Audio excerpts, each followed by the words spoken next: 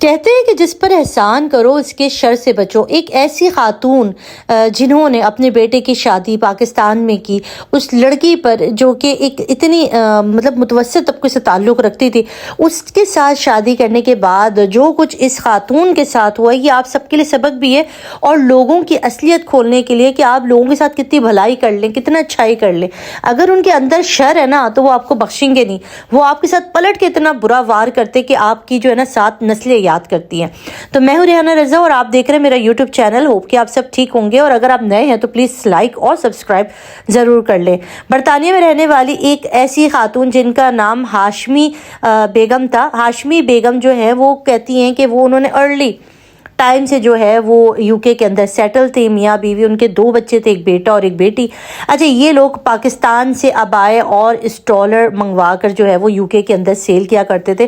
ان کا ایک گھر کے اندر ہی ایک چھوٹا سا سیٹ اپ تھا جس کے اندر وہ وہاں پر جو کلائنٹ ہوتے تھے، آن لائن جو کلائنٹ ہوتے تھے، ان کو جو ہے وہ سیلنگ کیا کرتی تھی۔ پہلے کہتی تھی کہ وہ اور چھوٹا موٹا بزنس کرتی تھی، کپڑے وغیرہ یا اور چیزیں وغیرہ، مگر بعد میں جا کے انہوں نے جو ہے وہ ابائے اور اسٹالر کا کام بہت ان کا اچھا چل رہا تھا تو انہوں نے ابائے اور اسٹالر کا کام شروع کر دیا۔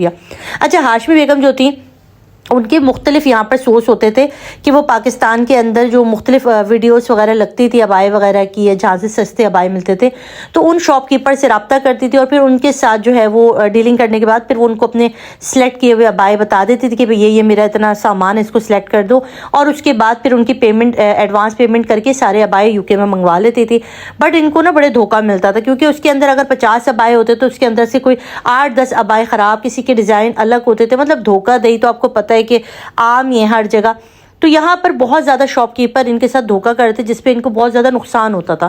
تو انہوں نے جو ہے وہ کچھ لوگوں کو ہائر کرنا شروع کر دیا کہ بھئی آپ میری طرف سے جا کر مارکیٹ میں سروے کر لیں یا دکان پر جائیں، جو چیزیں میں نے پسند کی ہیں اس کی ویڈیو کال کر کے دکھا دیں۔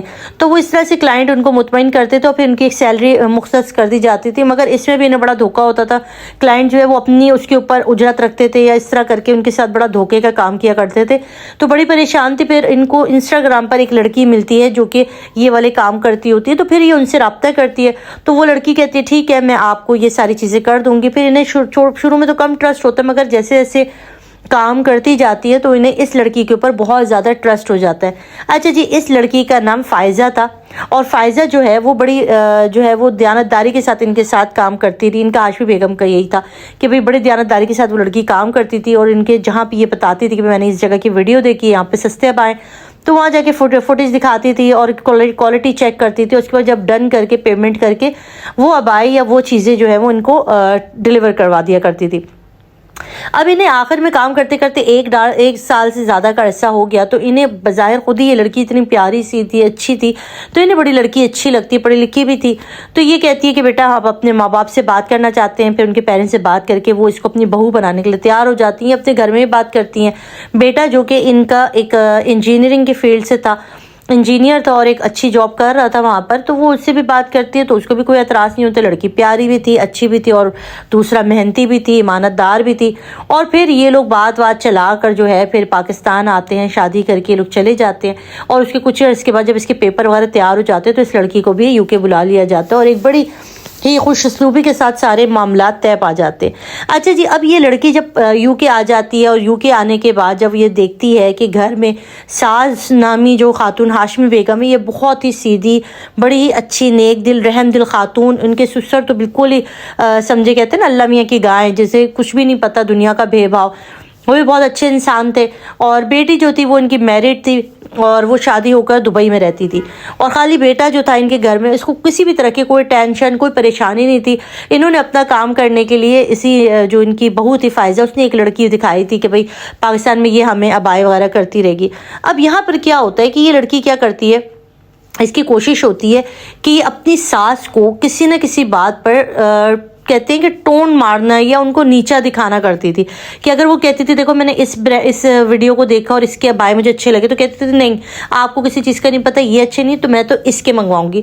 مطلب کہ ہر بات میں ساس کی نفی کرنا اور ساس کو یہ احساس دلانا ہاشمی بیگم کو کہ آپ کی سوچ پرانی ہے، آپ کی سوچ دقیانوسی ہے، میں بہت سمجھدار ہوں، میرے پاس ابھی کیا بہت زیادہ شعور ہے، اور یہ خود ہی کلائنٹ سے فون کرنا، کلائنٹ کو بات کرنا، لوگوں کے سامنے اپنے آپ کو اتنا زیادہ جو ہے وہ بتاتی تھی کہ بڑی امپریس کرتی تھی۔ हाशमी बेगम साहिबा को ये बातें समझ में नहीं आ रही थी, क्योंकि ये आहिस्ता आहिस्ता इनके क्लाइंट छीन के इसने अपने क्लाइंट और अपना बिजनेस शुरू कर दिया। इसने इनके बिजनेस का नाम जो है वो अलग करके उन्होंने कहा कि भाई मैं अपने नाम से बिजनेस करना चाहती हूँ, और उसने फिर अपने नाम से एक बिजनेस का आगाज कर दिया। और आहिस्ता आहिस्ता हाशमी बेगम का जो है वो काम ठप से ठप होता चला गया, और उनका काम बिल्कुल यानी कि इनके अबाए कोई लेता ही नहीं था, क्योंकि जो चीज़ें वो मंगवाती थी वो उसकी ज़्यादा अच्छे से उसको समझ थी। इनके ज़्यादा पार्सल ख़राब निकलते थे या इनका डिफेक्टेड पीस होते थे, तो इस तरह से इनको बहुत ज़्यादा लॉस होने लगा, और उसके बाद ये बहुत ज़्यादा परेशान हो गई। और जब ये सारा मामला बेटे के आगे आया तो बेटा जो था वो इस फायजा नामी लड़की के शहर में ऐसा गिरफ्तार हुआ था कि उसे अपनी वालदा की बताई हुई बातें झूठी लगती थी, मन घड़त लगती थी। और फिर आहिस्ता आहिस्ता इन दोनों के दरमियान अंदर ही अंदर एक सर्द जंग का आगाज़ हो जाता है। और फिर उसके बाद ये फायजा एक दिन अपनी सास और ससुर से कहती है कि मेरा ये जो घर है अपार्टमेंट, जो कि सास ससुर का अपार्टमेंट था, कहती इसमें जगह कम है, बहुत तंग पड़ता है मुझे, मेरा बहुत सारा सामान है, मैं चाहती हूँ कि इस रूम को जो आपका रूम है इसको मैं एक पूरा का पूरा एक वो बना दूँ, जिसके अंदर बुटीक टाइप का बना दूँ, जिसमें मैं पाकिस्तान से कपड़े और भी चीज़ें ला के रखूँ, और यहाँ पर मैं अपना जो है ऑनलाइन सेटअप लगाऊँ, यहीं से मैं लाइफ प्राइम करूँ, यहीं से सब कुछ करूँ। तो उनके पेरेंट्स कहते हैं कि वो तो तुम्हारी बात बिल्कुल ठीक है, पर हम कहाँ जाएंगे, हमारे पास तो और कोई अपने बेटे के अलावा घर नहीं है। तो इनका बेटा कहता है कि मैं आपके लिए कोई अपार्टमेंट देख लेता हूँ, आप दोनों वहाँ पर शिफ्ट हो जाएं। जिस पर हाशमी बेगम बहुत ज़्यादा बरहम हो जाती हैं, और लड़ाई झगड़ा इतना बढ़ता है कि बहू और इनकी बहुत ज़्यादा लड़ाई हो जाती है। ये भी रोती हैं, सुनाती हैं, और वहाँ पर बहू भी जो है वो रोती है और सुनाती है। और उसके बाद आखिरकार कुछ अरसे के लिए खामोशी छा जाती है। अब यहाँ पर क्या होता है, ये जो फायजा नामी लड़की होती है ये क्या करती है, ये कुछ लोगों को अभी नहीं कंफर्म नहीं हो पाता कि वो कौन लोग थे। कुछ 2-3 लोग जो है वो आते हैं इनके पीछे। ये लोग मार्केट गए हुए होते हैं, दोनों मियाँ बीवी वहाँ से वापस आ रहे होते हैं। इतने में 2 से 3 हट्टे कट्टे मर्द, जो कि ऐसे क्रिमिनल एक्टिविटी के अंदर जो लोग होते हैं उस तरह के कुछ मर्द होते हैं, जो कि आते हैं और इन दोनों मियाँ बीवी को मारते हैं। और कहते हैं कि इतना ज़्यादा कोप करते हैं कि वो बेचारे जो बूढ़े जो इनके फादर होते हैं वो बेचारे ज़मीन पे बेहोश हो जाते हैं। इनकी जो मदर होती है, इनका मोबाइल फ़ोन, इनकी चीज़ें वगैरह सब छीन के इनके सर पे इतनी ज़ोर से एक वो मारते हैं, डंडा सा मारते हैं, बेचारी वहीं गिर जाती हैं। बादल खास्ता बेटे को फ़ोन किया जाता है, पुलिस बुलाई जाती है, एम्बुलेंस में डाल के उनको हॉस्पिटल ले जाते हैं। पुलिस में मामला जाता है, और पुलिस में जाने के बाद ये बताते हैं कि भाई ऐसे कोई 3-4 राहगीर थे वहाँ पर, जो है वो इनके घर तक खबर आ जाती है।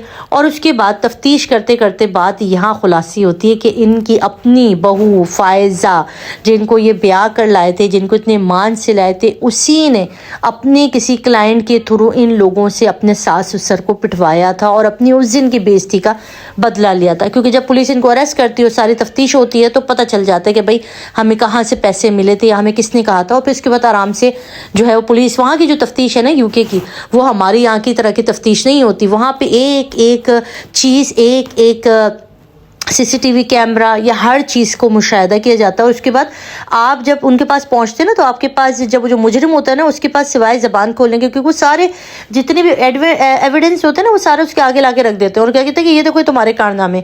और इस तरह ये खातून जो है वो पकड़ी जाती हैं, और इसका नाम आ जाता है कि जिस क्लाइंट के थ्रू इसने काम करवाया था वो क्लाइंट इसका नाम ले लेते हैं, और उनके फ़ोन के जो हिस्ट्री उससे पता चल जाता है। और उसके बाद पुलिस इसको गिरफ्तार कर लेती है।